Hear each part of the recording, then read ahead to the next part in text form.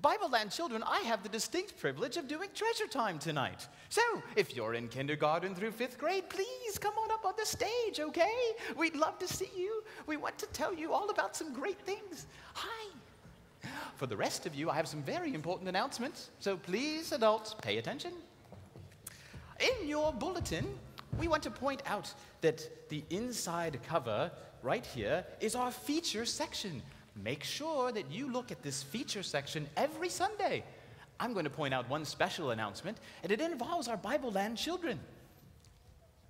Our Manos de Christos gift boxes will be here next Sunday, next weekend. All weekend long, you can pick up empty shoe boxes to fill with great gifts to give to our children in Tamanique and El Sunsa in El Salvador as a part of the Manos de Christos gift program. So we want to encourage you next Sunday, when you come to church, to be prepared to take home an empty shoebox, okay? Another announcement that, of course, I know that you know is that we're growing in attendance, which is a wonderful thing, but it also means that we have greater needs for host ministry people. So if you have a little bit of a thing inside of you that wants to serve, we want to encourage you to be a part of that ministry, whether it's to help in the parking lot or help to take offering or serve communion. You get to wear a snazzy black vest, almost as snazzy as my robe. Anyway, you can check out the folks at the guest services desk, and they'll be glad to get you signed up. And please know that you don't have to make a commitment for weeks and weeks and weeks and months and months and months. Just, maybe the 2nd and 4th weekend of the month, you'll serve communion at the 10 o'clock service. If you can just even do that, it will be a great help for all of us. There's lots of other announcements, of course, and the best place to check it out is oakhillschurch.com. And there, of course, is a link to the storynow.net website where you can view last week's sermon. You can download an MP3 audio of the book or the sermon. And you can also download some great study materials to help you in your study groups. Okay? Oh, hello. How are we doing? Good. Can you guys, scoot around a little bit so I may have a little space to sit down? Oh, thank you. Oh, do you all remember who was here last weekend at story time, at treasure time? Do you remember? Yes. The authors, that's right. And one of our authors was the author of Hebrews. And do you remember his homework? He gave you a homework assignment. Do you remember? Yes. It was to go find out what his name is. Did any of you do that? You know what? It was kind of a trick question, because in our Bible, we don't really know who the author of Hebrews is, or was. That is the proper grammar.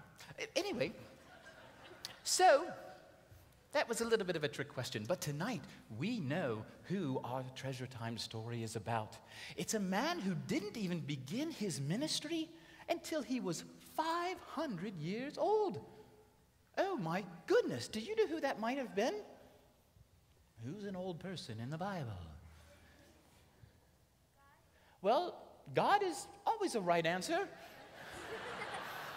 What? Oh, you're so right. It was Noah.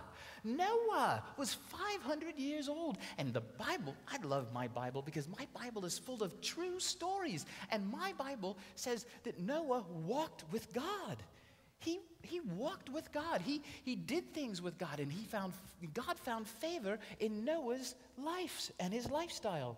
And in fact, Noah was the only man who was really righteous at the time. And it broke God's heart. But God made a decision that he was going to destroy the people who lived on earth and start all over again. And the only person that he wanted to start all over again with was Noah, because Noah walked with God. And Noah obeyed God. God had some incredible things for Noah to do. What did Noah do? Do you know? He built a raft. Sort of. Yes. What else? An ark. What's an ark? Does anybody know what an ark? A giant boat. Yes. A huge boat. You're so right. What did he put in the ark? 2 of each animals. Yes, he actually put a few more than that, but Male yes. and a female. Yes. Yes, he put animals in the ark. And do you know how long it took him to build the ark? Oh, it was like years and years and years because he had to make this huge ark, but he followed directions that are in my Bible specifically. They are. And he did such great things. And you know what? It wasn't easy obeying God. Noah had to be a zookeeper. He had to be a veterinarian. He had to be a carpenter. He had to be a shipbuilder. He had to be a sea captain. Oh my goodness, he had to do so many things. And yet, he obeyed God. Is it easy to obey? No, not really. It depends. Más o menos. Sometimes it is. Yeah? Like if mommy says, get your elbows off the table, that's pretty easy. But if mommy says, quit picking on your little sister, maybe that's a little harder. But Noah, in everything he did, obeyed God. And God honored Noah. And what did God promise as a result of all that flood? Do you remember? So I'm skipping ahead. What happened? It rained, right? He got in the ark, and it rained and rained and rained and rained and rained, right? And Noah and his family and all the animals were the only ones that were saved from the devastation of the great flood, right? Mm-hmm. And then God made another promise. What was the promise? He'd never flood the earth again. Yes, he would never. Let's look in our treasure box and see what's in our treasure box tonight.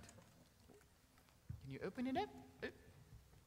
What is in there? Can you pull that out? Oh, it's a rainbow. Yes, what's a rainbow? Ooh, look at that. What's a rainbow? Yes? It's a colorful thing. It sure is. Yes. Well, technically, it's when light refracts off of a drop of water and bounces off the back and reflects back and refracts out again. Did you follow that?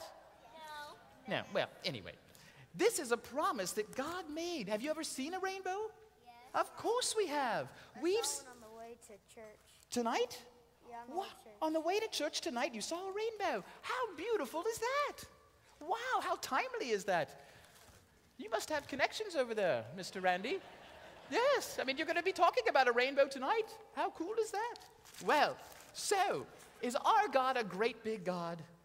Yes, he is. And he did this. He gave us a rainbow to promise that he would never, ever destroy the earth with a flood again. And he keeps all of his promises, doesn't he? And this is a sign in the sky that he keeps every single one of them. So let's stand and sing our song, Great Big God, to honor God tonight, okay? All right, let's sing. Let's stand. And let's stand and sing too. You know this song. It's Our God is a Great Big God.